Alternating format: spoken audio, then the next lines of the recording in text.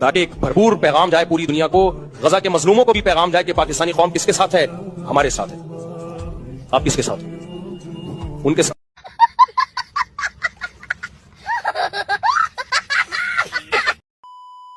चावल, क्वाइल, पत्ती, दूध, घी, प्याज, आलू, साबुन। अबे ये कोई मेरे घर की पर्ची तो नहीं आ गई? यानी अलार्म ही 7:30 का लगाया है, फजर पड़े ही नहीं।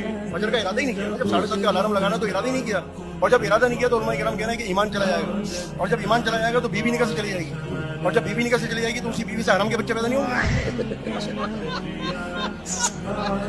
ये रफी भाई हैं हमारे बहुत पुराने, ये कह रहे हैं कि फजर के लिए अलार्म लगाते नहीं, ऑफिस के लिए लगाते हैं, और पक्का इरादा होता है फजर नहीं पढ़ेंगे।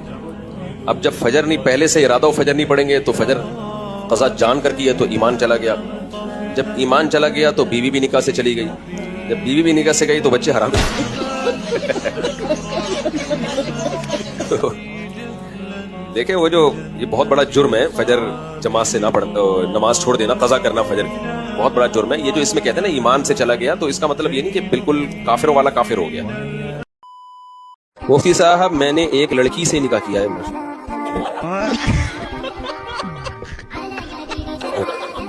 बहुत नेक आदमी है भाई।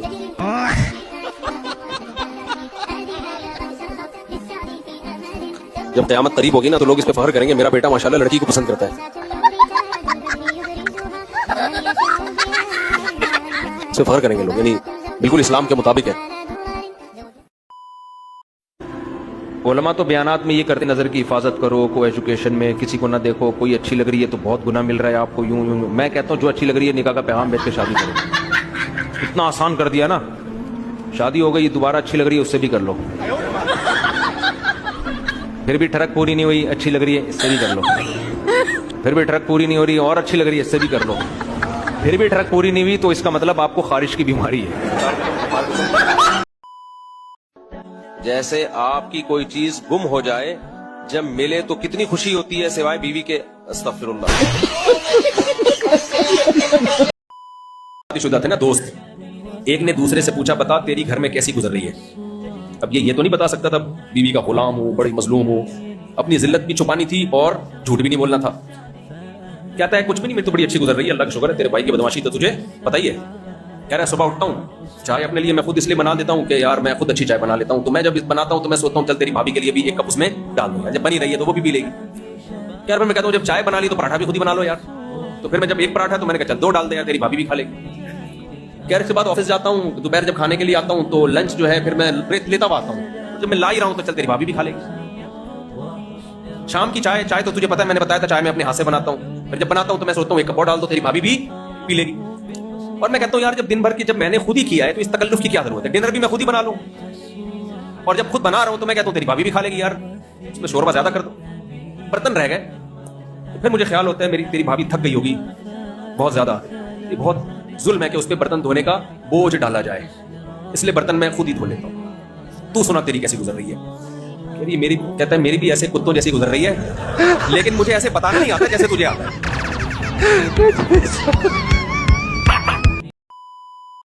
आई लव यू शबीर नाज, वालेकुम लव यू।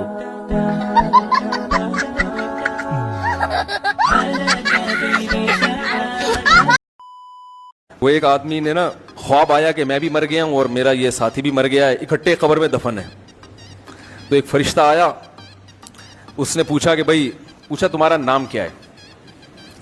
उसने कहा भी मेरा नाम है मोहम्मद इखलास। फरिश्ते ने कहा सूरह इखलास सुनाओ। उसने सुना दी, फरिश्ते ने कहा चल जा माफ किया।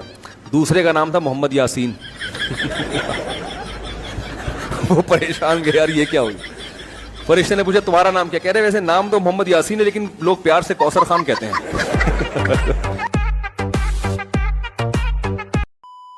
तरीके से मेरे चाचू को डॉक्टर ने कहा खाया पिया करो, चाचू मेरे अब्बू की जायदाद खा गए।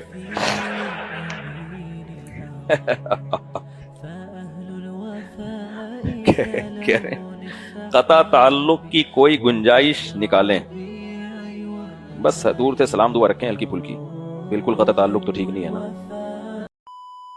मैं अपने घर के वाकया सुनाना नहीं चाहिए क्या यार, किस्सा सुना ही देता हूँ मैं, बहुत पुराना हो गया अपने घर का किस्सा, लेकिन यार छोड़ो यार, सुना देता हूँ। घर वाले बहुत गुस्से होंगे, देखेंगे फिर कट कर देंगे इसको। मैंने जब शादी की ना तो मैं चाहता था मेरी जो फर्स्ट वाइफ है वो सामने घर चली जाए, सेकंड वाली दूसरे घर में आ जाए, क्योंकि सेकंड और थर्ड का ये था कि इकट्ठा रहना उन्होंने, उसके लिए ये एक पार्टीशन कर देता, घर थोड़ा बड़ा था। अब फर्स्ट वाली को कौन लेके जाए, वो कहाँ जाएंगी, पहली वाली कहाँ दूसरी के लिए घर खाली करती है ना। मैं बड़ा परेशान था यार, कैसे समझाऊं। खैर अल्लाह की कुदरत देखो, मैं एक दिन जिम से आया, मेरी आदत थी कच्चा अंडा पीने की ना जिम से आने के बाद, ये मैं पहली दफा एक्सपोज कर रहा हूँ 15-10-12 साल के बाद, किसी को नहीं बताया मैंने, घर वालों को भी नहीं बताया। एक दिन मैं जिम से आया, घर में मैंने फ्रिज खोला, किचन में फ्रिज, घर वाले कहीं किचन में काम कर रहे थे, मैंने फ्रिज खोला, 2 अंडे पड़े हुए थे उसमें, कच्चे अंडे मैंने 2 पिए और वो छिलके मैंने, इतनी स्पीड से, मेरी स्पीड बहुत है घर में, कैसे भागता हूं मैं, तो ऐसे मैंने जाके ना गेट के बाहर डस्टबिन में रख के आके खड़ा हो गया। अच्छा घर वालों को नहीं पता कि इतनी स्पीड से ये सारे काम हो चुके हैं, घर वाले समझ रहे हैं मैं फ्रिज के पास ही खड़ा हूं। घर वालों को अंडा पकाना था, घर वालों ने बोला तो अंडे गायब, तो मेरे घर वालों ने बोला भाई इस घर में जिन्नात है। मैंने कहा क्यों, 2 अंडे अभी अभी अल्लाह की कसम मैंने यहाँ देखे हैं, अगर वो अंडे टूटे होते तो छिलके तो होते ना, छिलके भी नहीं, अंडा भी नहीं है।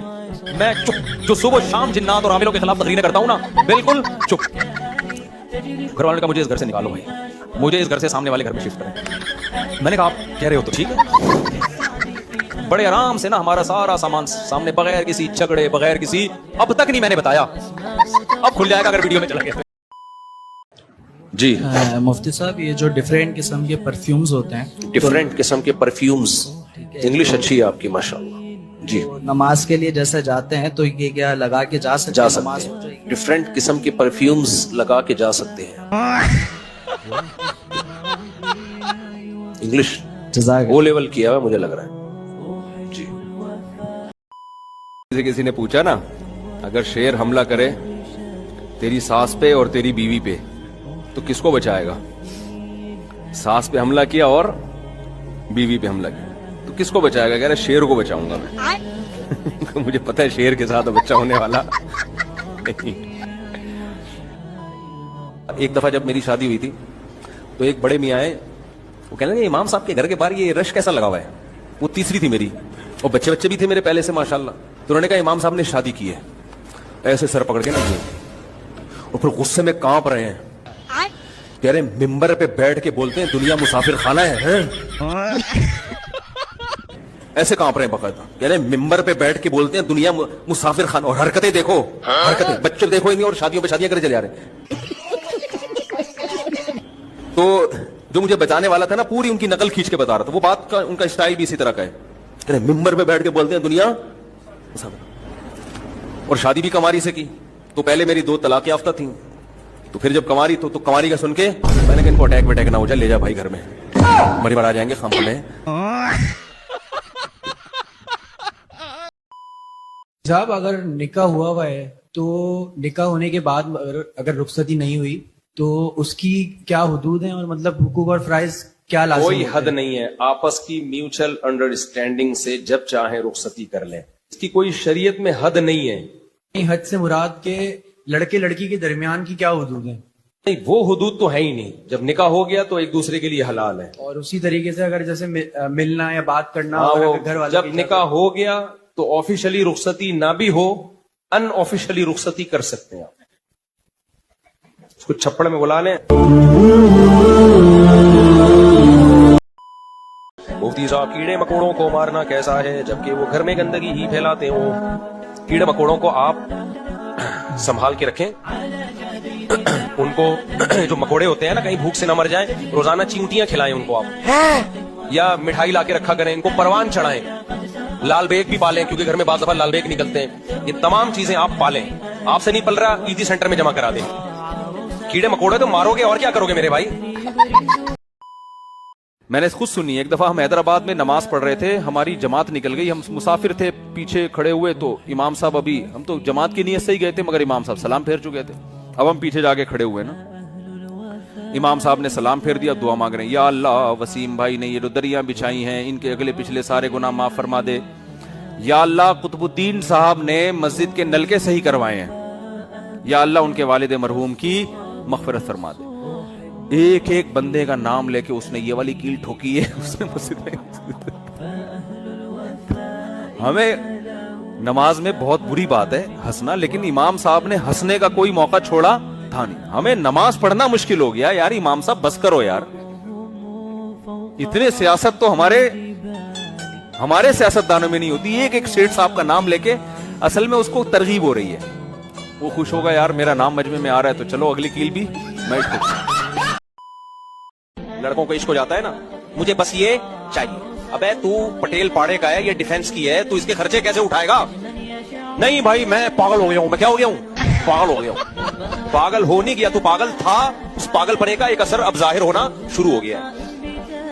आज नौजवान की हालत क्या है? जो अच्छा लग रहा है बस उसको देखो। टिकटॉक पे देख रहे होंगे कोई खूबसूरत लड़की आ गई, उसको देखना। पहले मुफ्ती तारिक मसूद आ रहे थे, हटा रहे इनको, हटा यार, शादी शादी। कोई खूबसूरत सी लैला आ गई, नजरें टिका के देख। अब शरीयत कह रही है इसको मत देखो, इसके साइड इफेक्ट बोलो, ये तुम्हारी कुछ नहीं लगती है, इसके साइड इफेक्ट ज्यादा है, ये आंखों का जिना है। सबसे पहली बात, मुफ्ती साहब अगर कोई सारी जिंदगी शादी न करे तो क्या वो जहन्नम में जाएगा? जरूरत ही नहीं जहन्नम में जाने की उसको, उसकी दुनिया ही जहन्नम बनी हुई होगी।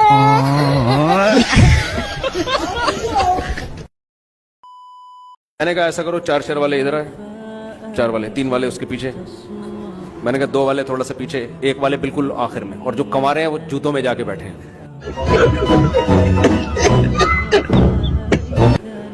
मस्जिद के बाहर जवान औरतें भीख मांग रही होती हैं, इनको समझा सकते हैं कि तुम अपनी इज्जत का ख्याल करो। मैं समझा दूंगा, आप रहने दें उनको, ठीक है ना?